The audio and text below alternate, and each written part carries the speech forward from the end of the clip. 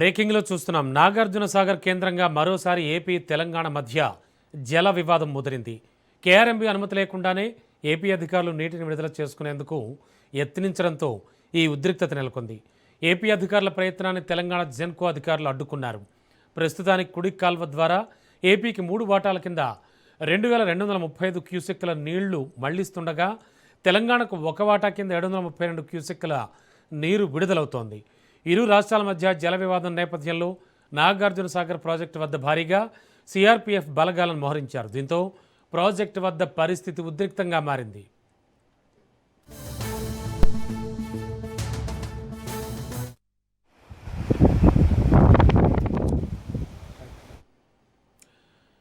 సాగర్ కేంద్రంగా మరోసారి ఏపీ తెలంగాణల మధ్య జల వివాదం ముదిరింది. బ్రేకింగ్లో చూస్తున్నాం. కేఆర్ఎంబీ అనుమతి లేకుండానే ఏపీ అధికారులు నీటిని విడుదల చేసుకునేందుకు ప్రయత్నించడంతో అక్కడ ఉద్రిక్తత నెలకొంది. ఇక ఇదే అంశానికి సంబంధించి మరింత అదనపు సమాచారం అందించడానికి మా కరెస్పాండెంట్ సైదులు సిద్ధంగా ఉన్నారు. సైదులు, ఏం జరిగింది? ఈ ఘటన జరిగి ఎంతసేపు అయింది? ప్రస్తుతానికి సిచ్యువేషన్ ఏంటి? ఏపీ అధికారులు ఏం చెప్తున్నారు?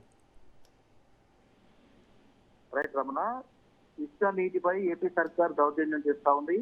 గత 2 రోజులుగా అంటే నిన్న జరిగినటువంటి వివాదం ఇప్పుడు కూడా కొనసాగుతుంది చెప్పొచ్చు. నాగార్జున సాగర్ ప్రాజెక్టు వద్ద అయితే వాటర్ వార్ మరింత ఉద్రిక్తంగా మారిందని చెప్పొచ్చు.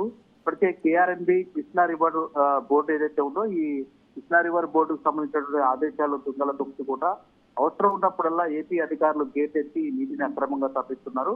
అంటే ఇప్పటికే నిన్న ఆంధ్ర అధికారులు మాత్రం ఏకపక్షంగా సాగర్ కుడికాల్వ వద్ద కుడికాల్వ గేట్ ఎత్తి కూడా ఇప్పటికే 2000 క్యూసెక్ల నీటిని అక్రమంగా తరలించిపోయారు. దీనికి సంబంధించి ఏటా నీటి వాటాల కింద కూడా ఇప్పటికే వినియోగానికి సంబంధించి కూడా కృష్ణా రివర్ బోర్డులో చర్చించి నిర్ణయాలు తీసుకునే అవకాశం ఉంటుంది.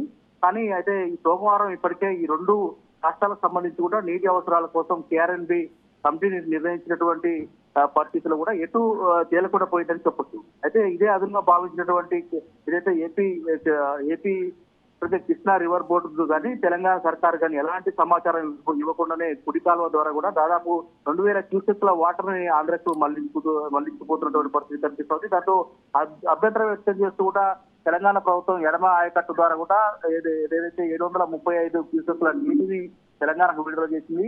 ఈ నేపథ్యంలోనే ఇటీవల జరిగినటువంటి కృష్ణా రివర్ బోర్డుకు సంబంధించిన కేఆర్ఎంబీ సమావేశంలో కూడా విరుద్ధంగా 3 వంతులుగా వాటాలు అంటే 2000 క్యూసెక్ల నీటిని మళ్లించుకుపోవడంపై ఒక సర్వత్రా చర్చ నడుస్తుందని చెప్పొచ్చు.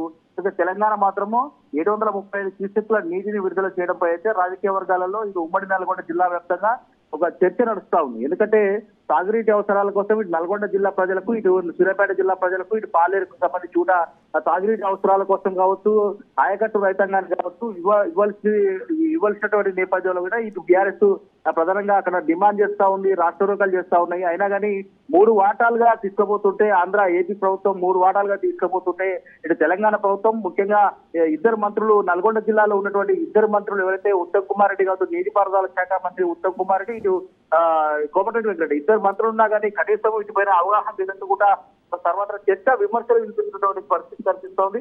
ఇటు నల్గొండ జిల్లాతో పాటు ప్రతిపక్ష పార్టీలు ఏదైతే సిపిఎం పార్టీ కూడా ఈ నీటి అవసరాల కోసం కూడా రోడ్డు ఎక్కినటువంటి పరిస్థితి అయితే ప్రధానంగా కనిపిస్తోంది. మొత్తంగా ఇది రోడ్లపై బైఠాయించి ప్రతిపక్ష పార్టీలు రోడ్లపై బైఠాయించి కూడా ముమ్మాటికి ఏదైతే ప్రభుత్వం కాంగ్రెస్ ప్రభుత్వం చేతగాని ప్రభుత్వంగా పరిగణిస్తూ వీళ్ళు ఇప్పటికే డిమాండ్ చేస్తున్నటువంటి పరిస్థితి కనిపిస్తోంది. మొత్తంగా ఏపీ ప్రభుత్వం నిబంధనలకు విరుద్ధంగా 3 వాటాలు తీసుకుపోవడంపై కూడా ప్రతిపక్ష పార్టీలు మండిపడుతున్నాయి. కానీ ఇటు కాంగ్రెస్ ప్రభుత్వం విధానాలు, ఇటు కాంగ్రెస్, ఇటు ఏపీ ప్రభుత్వం, ఇటు తెలంగాణ ప్రభుత్వం 2 కుమ్మక్కయ్యి నీటి వాటాల విషయంలో ఎలాంటి సంబంధాలు లేకుండా మౌనంగా ఉండడంపై కూడా ఒక రాజకీయ వర్గాలలో ఒక చర్చ నడుస్తున్నటువంటి పరిస్థితి ప్రధానంగా కనిపిస్తుంది. మొత్తంగా నీటి యుద్ధం, తెలుగు రాష్ట్రాల మధ్య నీటి యుద్ధం మరోసారి తెరపైకి రావడం, మొత్తంగా అక్కడ సిఆర్పీ బలగాల ఆధీనంలో ప్రాజెక్టు ఉండడం ఒక ఉద్రిక్తతను చోటు చేసుకుని చెప్పొచ్చు రమణ. Thank you Saidulu.